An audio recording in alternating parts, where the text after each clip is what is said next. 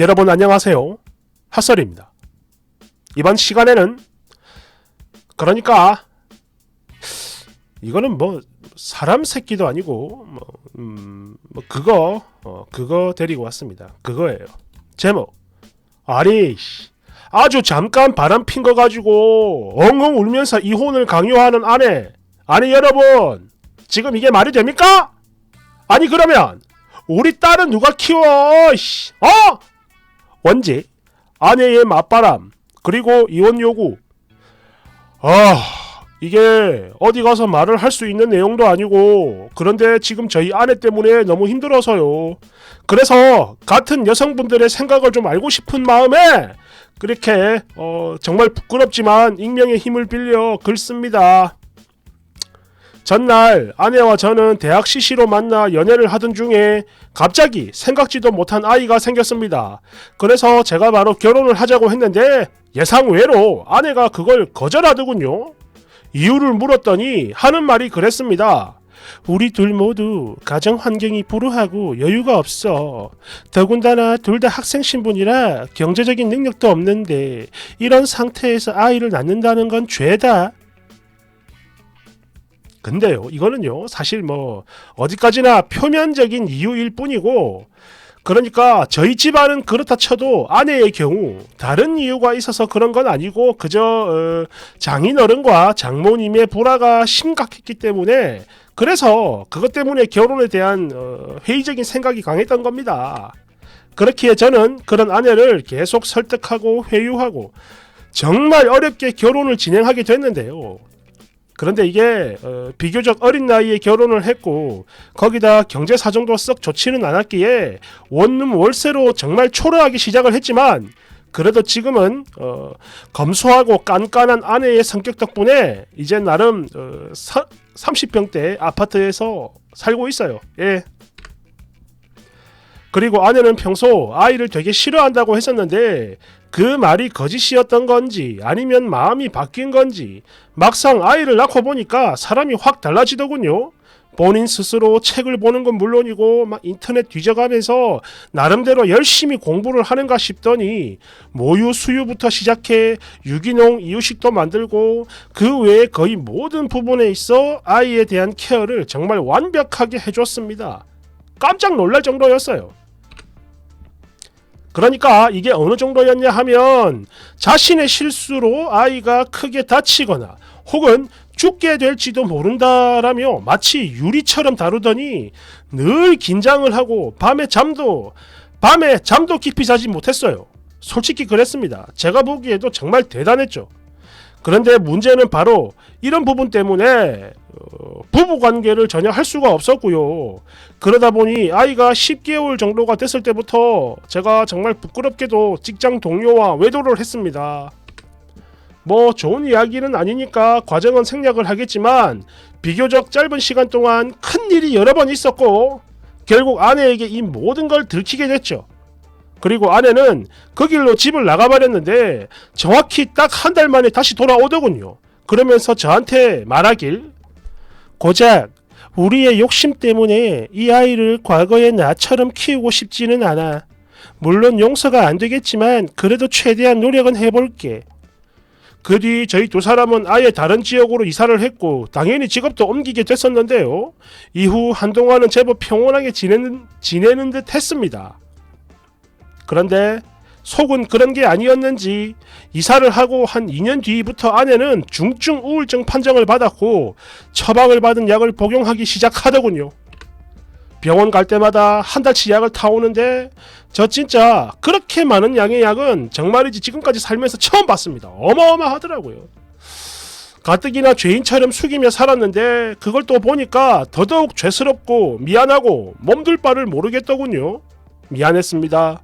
할 수만 있다면 대신 아파주고 싶은 그런 정도로 미안하고 또 미안했어요.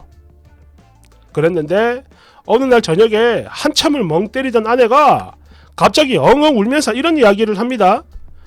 머리로는 용서를 하고 이해도 되는데 내 마음이 전혀 그렇지가 않아. 아니 그게 안 된다. 너랑 같이 있으면 죽을 때까지 아니 영원히 이 쓰레기 같은 굴레를 벗어나지 못할 것 같아.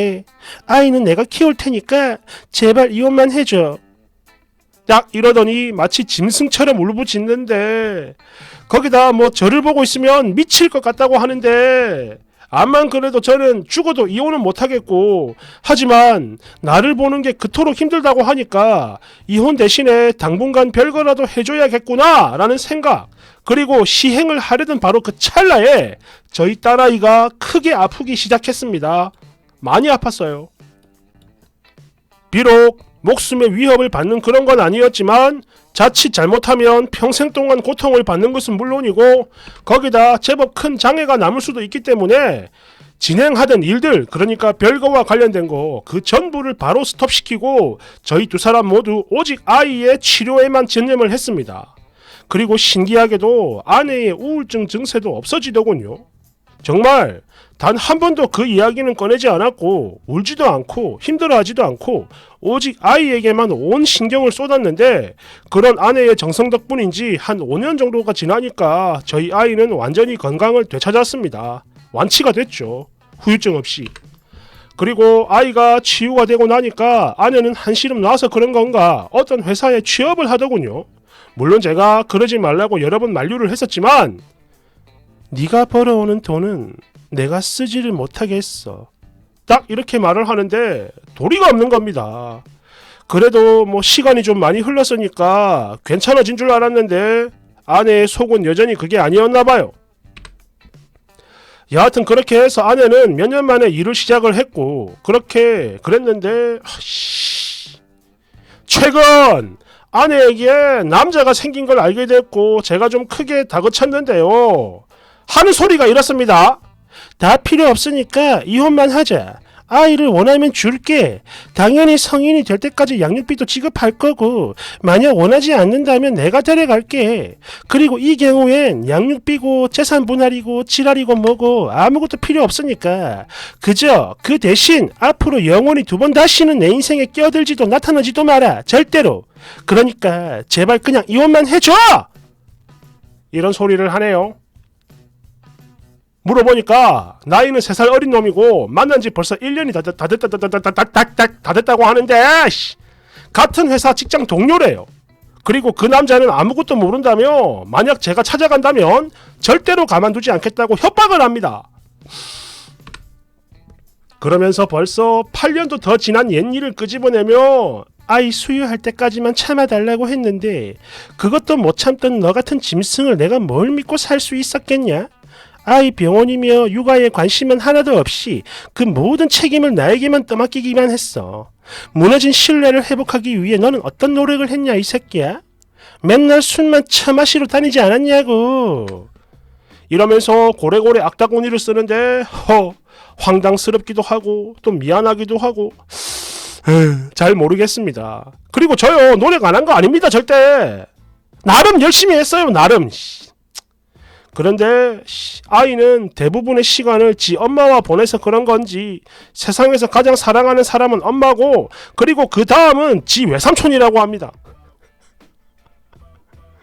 게다가 평소 도대체 아이한테 무슨 소리를 한 건지 아빠랑 같이 안 살아도 괜찮아? 하고 물으니까 얘가 망설임도 없이 바로 응 이러는데 정말 어디서부터 잘못된 건지 하나도 모르겠지만 저는 이혼을 하고 싶지가 않아요.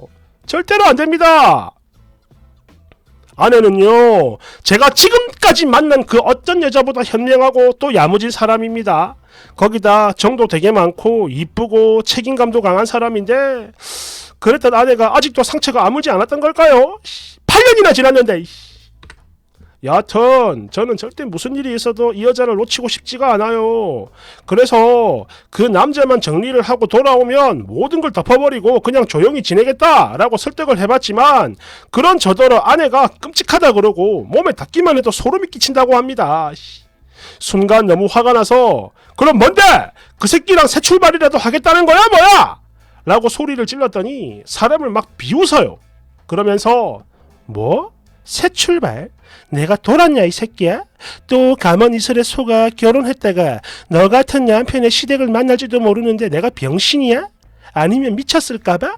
연애만 할 거야 이 새끼야. 딱 이러는데 아씨, 그동안 아무런 말도 없던 사람이 갑자기 이렇게 확 바뀌어가지고 가시 돋친 말만 뱉으면서 사람을 잡아 죽일 때 도끼눈을 뜨고 모든 대화를 거부해요. 도대체 뭘 어떻게 해야 할지 감도 안 잡힙니다. 그런데 말입니다. 솔직히 이 정도면 혼인, 그러니까 결혼생활 파탄의 사유가 아내한테 있는 거 아닙니까? 그러니까 이거는 제가 거부를 하면 이혼이 안 되는 거 아니냐 이거죠. 그러니까 아내도 그걸 알고 있으니까 저렇게 이혼을 해달라고 애혼을 하는 게 맞겠죠? 제가 앞으로 어떻게 처신을 해야 좋을지 현명한 답변 좀 부탁드립니다. 댓글 1번. 이 새끼 뭐야? 진짜로 미친놈인가? 뭐? 혼인 파탄의 사유가 아내한테 있다고? 야, 너 진심이냐? 뭐야? 걔 또라이야 뭐야? 너 뭐야? 2번. 지금 파탄의 사유가 아내한테 있다라고 했습니까?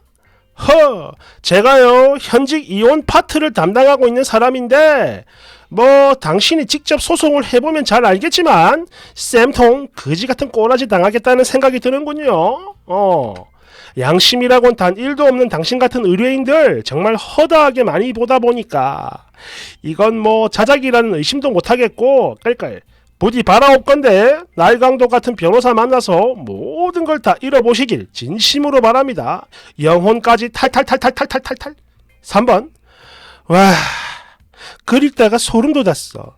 아무리 인간이 이기적인 동물이라곤 하지만 지가 먼저 예쁘고 현명하고 착한 아내를 하루아침에 정신병자로 만들어 놓고 이제 와서 뭐가 어쩌고 어째? 다 지난 일이니까 놓치고 싶지가 않다고? 너 사람이냐? 4번. 반성은 개뿔 끌끌끌 지랄 옌뱅.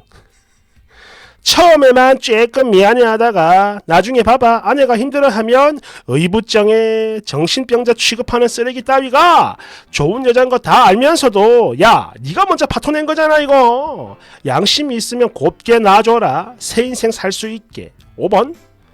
내가 세상에서 제일 혐오하는 부류. 나는 분명 사과도 하고 용서를 구했는데 왜 자꾸 꿍에 있는 거야? 왜 안 풀어? 왜 안 풀어? 기분 풀어. 불에 태워 없애버리고 싶다. 진심으로.